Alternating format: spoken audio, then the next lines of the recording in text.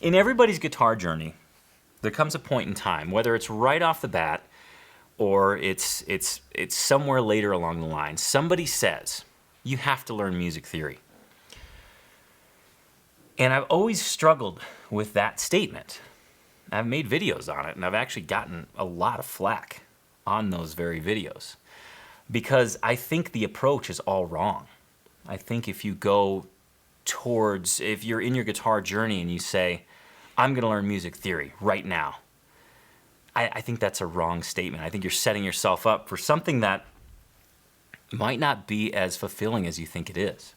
And let me explain why. Okay, here's the most crucial thing is I want to explain why. Because do I think music theory is an absolute amazing asset to your playing? Yes, absolutely I do. Do I think you need to learn all that is music theory at once? Absolutely not. I think you can boil it down to really 5 core things, which I'm going to share with you here in a second.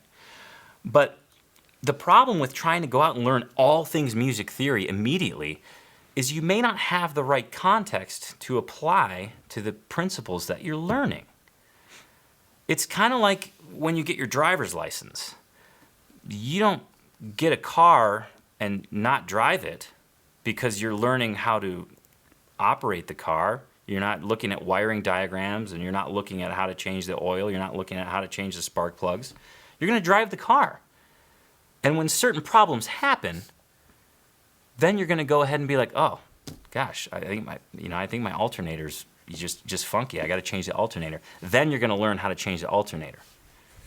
And that's exactly how I want you to approach learning theory. When you first start the guitar, wherever you're at, right?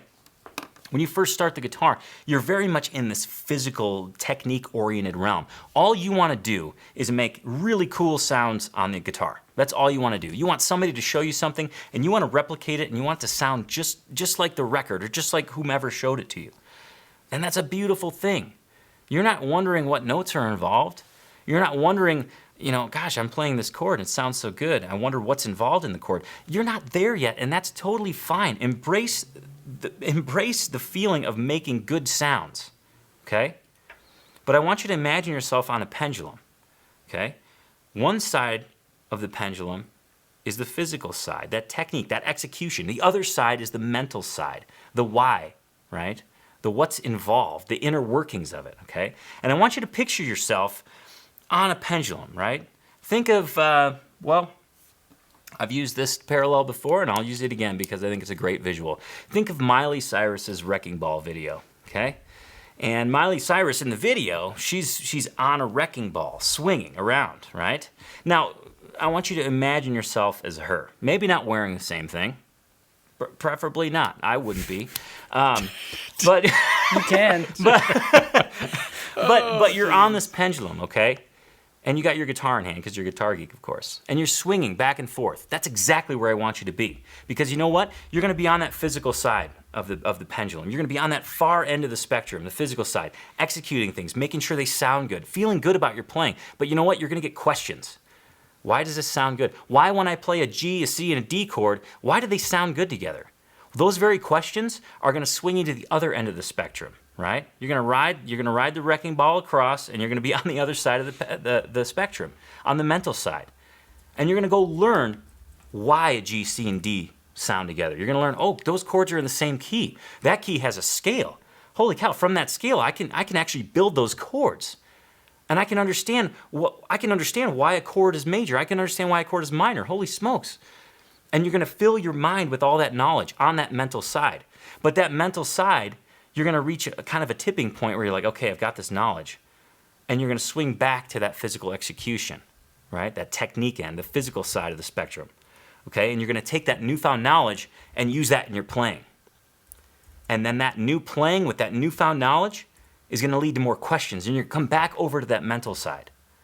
So rather than pigeonhole yourself and say, I'm just going to learn theory, and I'm going to learn all things theory, or I'm just going to learn physical technique, right? I'm just going to play fast. Don't do that. Allow yourself to swing fluidly in between the two, okay? It's so crucial because I've done I'm just going to learn theory. And yeah, there's a lot of concepts and there's a lot of things to learn, but if you don't apply them, they don't stay. And that's a problem. That feels like wasted time. And I don't want you to waste any time.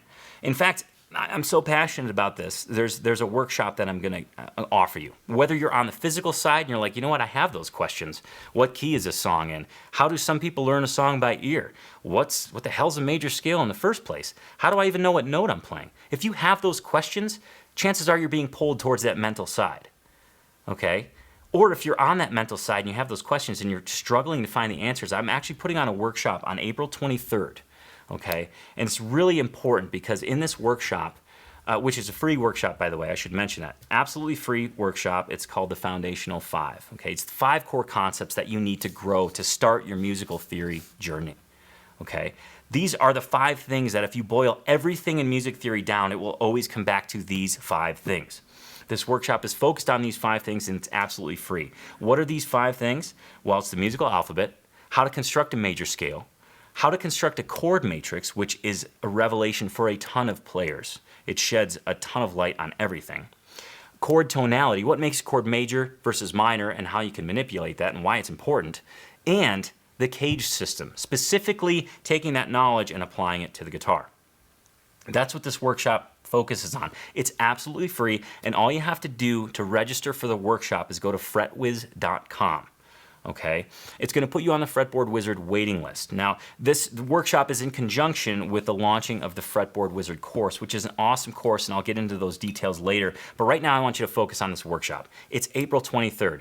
It's free. It contains the 5 most foundational things that will totally bring about a serious amount of light bulb moments. And all you have to do is go to fretwiz.com and register for it. Just put sign up. It's really easy. I think it's 2 clicks. You put in your email and you're all set. So please, again, this is something I'm passionate about, and I hope it really sheds some light on how best you can approach learning. I know I get a little bit long-winded on these topics, but I think it's that important because all I want you to do is experience daily progress on your instrument, and all I want you to do is have fun. And being fluid between those 2 ends of the spectrum is going to allow you to do that and really make some huge gains. I'm talking about small wins all over the place. So please, fretwiz.com, sign up for that workshop. I think you will very, very much enjoy it, and you'll get some serious, serious light bulb moments.